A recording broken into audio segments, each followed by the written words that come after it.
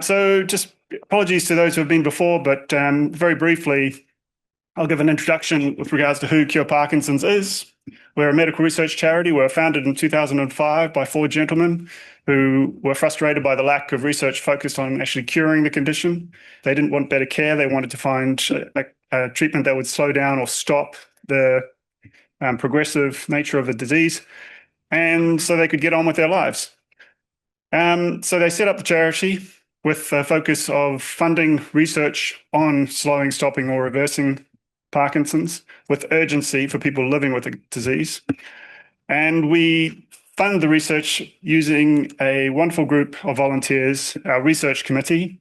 So this group of volunteers gets together 4 times a year. We have an open call for grant applications that come into us 4 times a year, and we give them to this independent group of people. We have clinicians, we have basic research scientists, we have intellectual property expertise, we have regulatory expertise, statistical expertise. It's all there in this group of 19 individuals. We also have 3 early career researchers just on the left-hand side of the screen here on the bottom, Emily, Ludo, and Josephine. They're on the committee for 12 months. It's giving them exposure. It's giving them career experience with regards to the grant evaluation process, getting them ready for a career in Parkinson's research. And all of the applications we receive go to this group of volunteers, and they decide which of the grants we should be funding. The process is very simple. It's a 2-stage process. We have stage 1 where there is an application submitted. If the committee thinks it's of interest and within our narrow funding remit, it has to be disease modifying, and preclinically it has to be within 5 years of clinical testing. If they think it's within remit and of interest, they will send it out for peer review. With the peer review feedback at the next meeting, they will decide whether to fund or not, and that recommendation goes to our trustees. And the process takes about 3 to 4 months altogether. Now, that's one of the committees that Cure Parkinson's has. There is a second committee that we have, and I'd like to briefly talk about that. This is the ILCT, or the International Linked Clinical Trials Committee. This is an initiative that was set up by Cure Parkinson's and the Van Andel Institute in Grand Rapids, Michigan. And it's a group of Parkinson's experts that we bring together every year for a 2-day face-to-face meeting. And at that meeting, we present them with a set of dossiers, typically 15 to 20 dossiers. And in those dossiers, each dossier is about a particular treatment or molecule, drug that we think has potential for disease modification in Parkinson's. And the committee's job is to evaluate them and rank and prioritize which one they think should be going forward for clinical testing. The program's been going for 13 years. We now have 25 members of the committee. The program has involved over 260 dossiers being written. We write them in-house. The Cure Parkinson's research team writes them to keep the format and style the same across all the documents. And when you look at all of the disease-modifying clinical trials for Parkinson's, 31 of the molecules that are currently being tested have been through the ILCT process. And 74% of all of the funding that Cure Parkinson's has gone towards ILCT program. But it's not just our funding that's important here.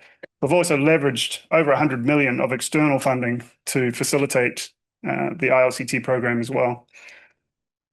Now, when the ILCT committee receive a dossier and they think this is an interesting molecule, but we would like to see more research on this particular agent, we also have a mechanism by which they can commission research, and that's called the ILCT Research Pipeline Acceleration Program. We're going to hear about one of those projects this afternoon when Sinead presents her work on carnosic acid. But every year they get molecules where they think, this is really interesting, we need more data on this. And it's a tool by which we can feed back to the research community that the ILCT committee thinks that this is interesting. Please apply to us for funding to do research on this particular molecule. And in most cases, we're very specific about the piece of work. The ILCT committee would like to see it in this particular model, or they'd like to see this particular piece of work being done. So the ILCT program at the start of this year looked like this. Each of the bars going across is a molecule that's being tested in clinical testing. We have four phase 3 clinical trials at the top. The fourth one is UDCA. That's not yet started. That's middle of this year, they will start testing that. But this gives you a flavor for the range of molecules that are being tested at the moment. A lot of these molecules, these drugs, are already clinically available. ILCT started out as a drug repurposing program. There's only so many drugs you can repurpose, however, and increasingly we find ourselves moving into the new chemical entity space where you're helping biotech companies de-risk and develop their own molecules. So today you're going to, when Caroline speaks, you'll be learning about azathioprine. This is an anti-inflammatory molecule that's widely used in medicine in medical clinics. But you'll also be learning about a new molecule called dapansutral. And I'm not going to steal any of her thunder. I'll leave her to explain everything about that to you. A couple of updates, however, with regards to some of these trials. Firstly, there is the ambroxol to slow progression in Parkinson's disease, or ASPRO-PD. This is a phase 3 clinical trial that's being run out of UCL by Professor Anthony Shapiro. It's a 2-year trial and involves 330 participants with Parkinson's. Half of those participants have got a specific genetic risk factor for Parkinson's. And the recruitment has been going very well. They're about halfway through recruiting for the study. And we should hopefully know the results of that study towards the end of 2028, early 2029. Then you've got the EJS ACT-PD, or Edmund J. Safra Accelerating Clinical Trials in Parkinson's Disease platform. This is a multi-arm, multi-stage clinical trial platform. It's one of the largest clinical trial platforms, clinical trial projects in the world. And it's going to involve, when it's up and running, 1,600 people with Parkinson's, 400 on each arm. And it's, when we say multi-arm, we mean that there'll be multiple arms, multiple treatment arms being compared to a single placebo. So typically in your normal clinical trial, you'll set up a trial and you have a placebo arm versus your treatment arm. Here we're leveraging that basic idea by adding additional arms. So you can have lots of different treatments being compared to a single placebo, more rapidly testing molecules of interest. And as the trial progresses, you'll be monitoring all the way through the study, and you'll be able to take out any drug that isn't having a beneficial effect and replace it with something new and novel that could potentially have an effect. So it's a very adaptive model, and hopefully it'll be a much faster way of clinically testing drugs for disease modification in Parkinson's. Think of it as a conveyor belt as opposed to a singular event. And this MAMS platform is not, this EJS platform that I just referred to is not happening in isolation. There are other groups around the world that are making their own or building their own multi-arm, multi-stage clinical trial platforms. And so in association with France Parkinson, we've set up GAP, or the Global Alliance for Parkinson's Platforms, where we're bringing all of these research groups together and getting them to collaborate around areas of mutual interest. And we have different platforms currently ongoing at the moment in terms of setup. The top one is the ACT-PD platform here in the UK. Then you've got one called Hydra in Norway. You have the Master Trial, which is being set up by the MS Park group in France. You've got the Australian Parkinson's Mission. These last two are both phase 2 clinical trial platforms. And then you've got two really interesting studies at the bottom. Not that the others aren't interesting, but I find the two at the bottom quite interesting. You've got one called Sleipnir. And Sleipnir, it's a funny name that rolls off the tongue, but Sleipnir is Odin's 8-legged horse, Odin being the Norse god. He had the fastest horse because he did.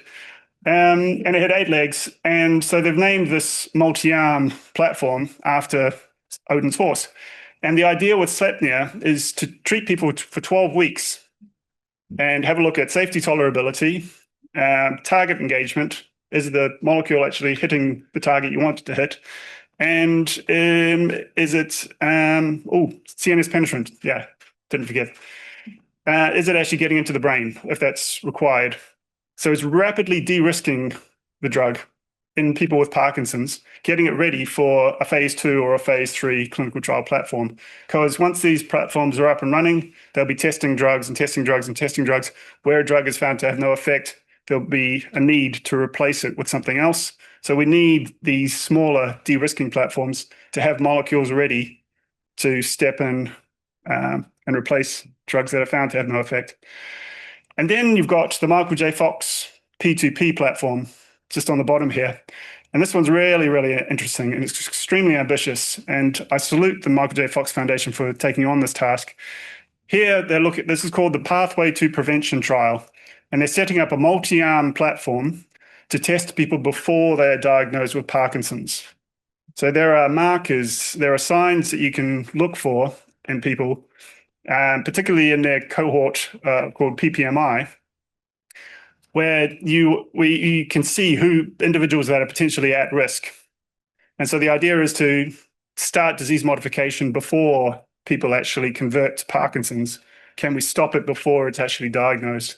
It's a hugely ambitious project, and I think it's really, really exciting. Having just told you about Sleipnir and the eight-legged horse, here it is. So as I said, it's a quick de-risking platform looking at 3 basic endpoints. And the first of the agents to be tested is a molecule called T168 from Endurance Bio. It's targeting mitochondrial biology, and it was evaluated by the ILCT committee in 2023. And this should be getting started in the middle of this year. So very exciting development. 2026 is a really important year for Parkinson's research, and I cannot emphasize that enough.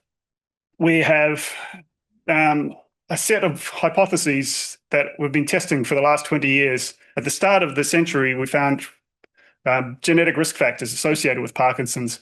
Not everybody has these risk factors, but the risk factors pointed towards particular biological pathways that could be modulated and were believed to be associated with the progression of Parkinson's. So biotech companies and researchers develop molecules that target this biology. And this year, we start to get our first hints as to whether that biology is correct. Our first indications of whether our hypotheses, whether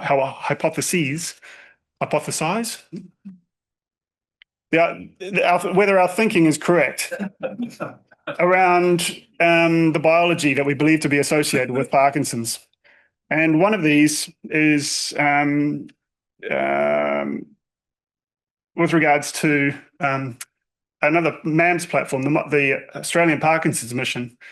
This is a 60-week clinical trial that's been testing 3 different drugs against a single placebo arm. It's involved 240 participants with Parkinson's, and the results of that will be announced in 2026. This is the APM-1 clinical trial. APM-2 is also ongoing, and what's interesting about APM-2 is that it's a combination therapy approach that they're looking at. They're looking at ambroxol, which is part of the ASPRO study, but also they're looking at doxycycline, and then they're looking at another arm, a third arm within the study, which is looking at the combination of ambroxol and doxycycline. So you've got 3 arms, ambroxol by itself, doxycycline by itself, and then the combination of the 2 drugs against a single placebo arm. So 60 people in each group. That study, however, won't be available until 2028, I want to say. Then we've got the Portuguese biotech company Bial.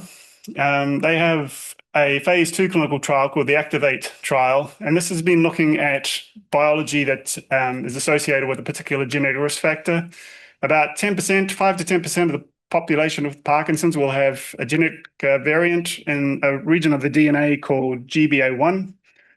And this results, GBA1 provides the instructions for making an enzyme called glucocerebrosidase. It's another one of these names that rolls off the tongue nicely.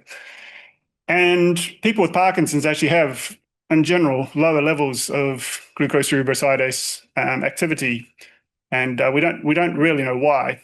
But people with these genetic risk factors have significantly lower levels of this particular enzyme. This enzyme is involved with the waste disposal system of cells, and is believed to be associated also with the progression, this reduced level of activity associated with progression of Parkinson's. And so biotech companies like Bial have been developing activators of glucose cerebrosidase to boost the levels of this enzyme and hopefully boost the levels of the waste disposal system of cells, slowing down the progression of Parkinson's. And they've been testing their molecule, BIA 286156, in, how many was it? There was 237 people with Parkinson's, two different doses. But this year we'll be finding the results of this study, the Activate study, and it'll give us really our first indications as to whether this GBA1 biology is associated with, or whether activating this GBA1 biology is going to slow down the progression of Parkinson's. So that's a result to look out for. And this molecule was evaluated by the ILCT committee back in 2021. And then you've got some mitochondrial modulators. This year, we'll find out the results of the NOPARK study. It's a 12-month phase 3 clinical trial that's been run out of Bergen in Norway. And it's been looking at a molecule called nicotinamide riboside, which helps to boost mitochondrial activity. Mitochondria are the battery or the power stations of cells. They provide the cells with all the energy that they need in order to get their functioning done properly. And in this study, the investigators have been supplementing 410 individuals on a daily basis with nicotinamide riboside for 12 months. And this year, we'll find out the results of that study as well. And one other exciting development from Cure Parkinson side of things is the combination therapies approach we're taking. We are forever looking at how we can speed up the development of new disease-modifying therapies. And one idea was to actually look at putting things in combination with each other. So instead of just hitting one biological target, let's hit two at the same time and see if we can increase our chances of actually slowing down or stopping progression of the condition. And our trustees, our wonderful trustees, agreed to have an open funding call for £2 million for funding research looking at rationally designed combination therapies.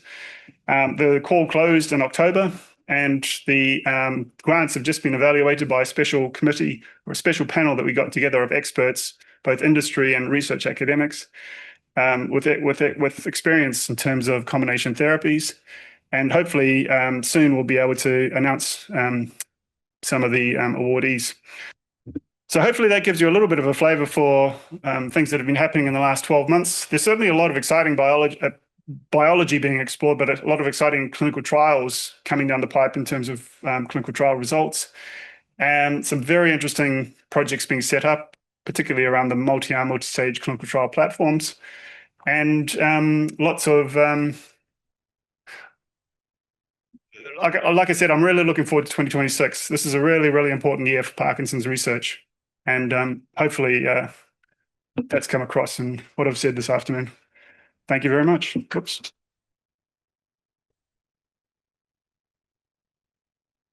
Does anyone have any questions? I'll let the ladies decide who goes first.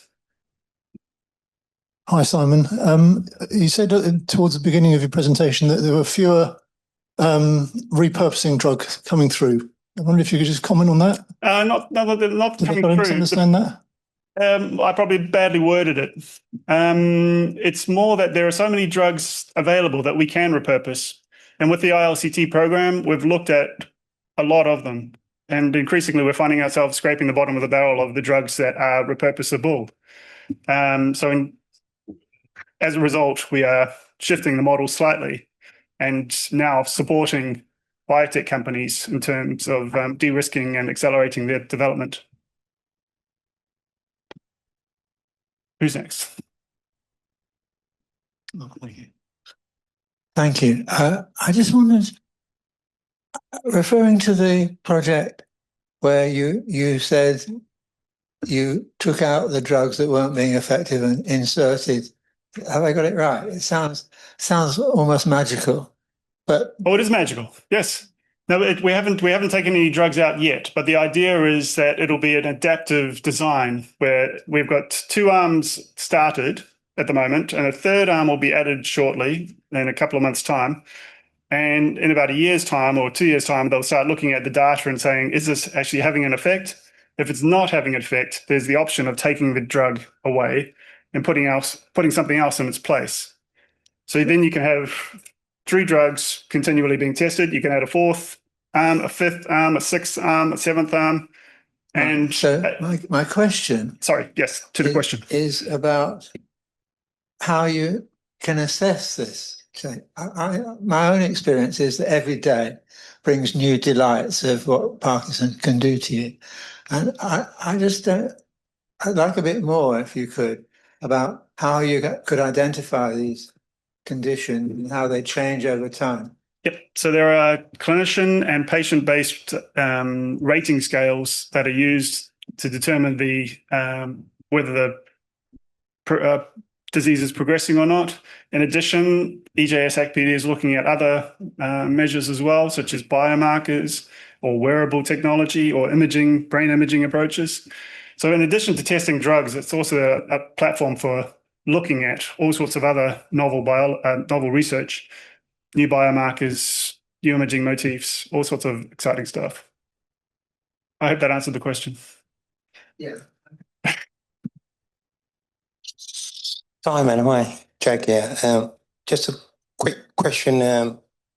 Isn't there any data included on diversity and inclusivity in these studies that you just mentioned? Yeah, so there's a very large effort now looking at increasing diversity because we don't want trials to be focused on one particular cohort. We need to have data on everybody. And in the EJS-ACPD platform, for example, there is a working group looking at better inclusion, and a large outreach program is currently underway to encourage more diversity with regards to the participants.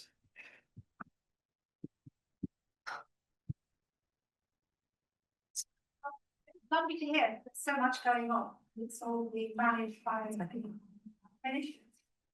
I'm quite sure that you must have thought about how people who have Parkinson's are involved in this process. Could you tell us more about that?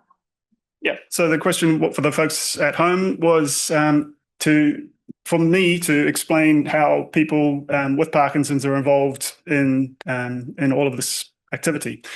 And again, I'm going to look to the EJS-ACPD platform, where you've got a good example. One of the working groups is for PPIE, public and patient engagement and involvement. And there they are heavily involved in all aspects of the setting up of the platform over the last couple of years before it started. Sorry, going a bit dry. And every aspect of the platform is involving people with Parkinson's. Every working group has got people with Parkinson's on it. It's becoming the gold standard or the new model for everybody else. In the GAP consortium, you've got the other MAMS platforms looking at EJS and as the exemplar, and what's working for them and what's not working for them in terms of this patient engagement. And beyond the MAMS platforms as well, clinical trials are looking at not just EJS, but also other initiatives as well. The Michael J. Fox Foundation's had a lot of activity in this space. Have I answered your question? Almost. Almost. I would say that personally, I'm feeling that there is nothing more. Absolutely. I'm also very aware that all of us with Parkinson's take more or less, give or take, a few molecules, the same medicine as was taken 70 years ago. And there haven't been any breakthroughs that have really made a difference to Parkinson's, things like DBS. So my question is, somebody of my build, my stature, my age, maybe one who happens to be involved in this, and if it proves that I can't benefit from it, would other people be able to? I don't know how I would. I am part of the alliance, so I know how I can be involved in a small element. It worries me that we are fringe. We are receivers. we are not givers, we are not participants. We get done to rather than done with. Absolutely, yeah. Kevin, I wonder if you'd like to just talk through the EJS lobby, what's been happening. So in the audience, we've got Dr. Kevin McFarthing. He is the chair of the PPIE group on the EJS platform. Yeah, as Simon said, we've been involved very thoroughly all the way along. We've been heard, we've been listened to, and our recommendations have been implemented. That's both at the what we call the strategic level, the design of the framework of the clinical trial protocol, and at the detail level as well. So editing patient information sheets, making sure that they're understandable, they're clear, and they impart the messages that we want them to. Also, I'm on the steering group of the whole trial, so I have the opportunity to inject a patient view at the highest level within the trial.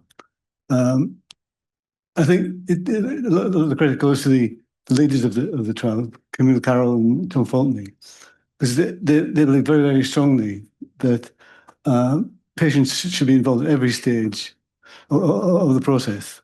And it's not just patients as well, because we have some people on the team who are care partners. That's a very important perspective to take. It's not just the person with Parkinson's, it's their loved ones as well. And we've got some extraordinary insights by having that combination on the team. Thank you, Kevin. Any other questions in the back there? Do we also have any questions online, Caitlin? Hi. I just have a general question. It's been fantastic hearing a snapshot of where the research is now. I can hear from your voice, I think, a level of excitement. But what I'd like to know is, where do you see the trend? Where do you see the movement? Do you have optimism? Is there optimism to share with us? And as a follow-up, with following on from a previous question, what can and should we all in this room be doing so that we can hurry this along? Yep. So an important part of my job is managing expectations, not just patient expectations, but also research expectations in terms of groups that we fund. So I try to be very cup is completely empty guy as a starting point. But as I hopefully came across, 2026 is a huge year for Parkinson's research. Previously, we've had neuroprotective approaches looking at molecules that help cells grow. This year, however, we've got clinical trial results coming that are targeting specific biology that we believe is associated with the progression of Parkinson's. It's phase 2 clinical trials, but it's still going to give us that first insight, that first inkling as to whether there's potentially something to our hypotheses, our ideas around the biology. So, yeah, without elevating expectations, I am quite excited at the moment. I'm looking forward to a lot of the research that's coming this year, in particular. And then you've got the larger projects that are starting up at the moment. A couple of years ago, a MAMS platform was just a twinkling in the eye or an idea in somebody's head. And now we've got international projects well underway to the point where people are actually being treated with new drugs. So it's very, very exciting. How do people get involved? It's a personal choice. You can join a clinical trial, or you can simply, if you're nervous or apprehensive about doing that, you can simply get involved with Parkinson's research. The PPMI study that the Michael J. Fox Foundation run is a good example. There's no drugs to be taken. It's just filling in surveys and filling in forms and giving blood samples, et cetera, every now and then. There's multiple ways of getting involved with research, and just getting engaged with the work that's being done at the moment is the first step.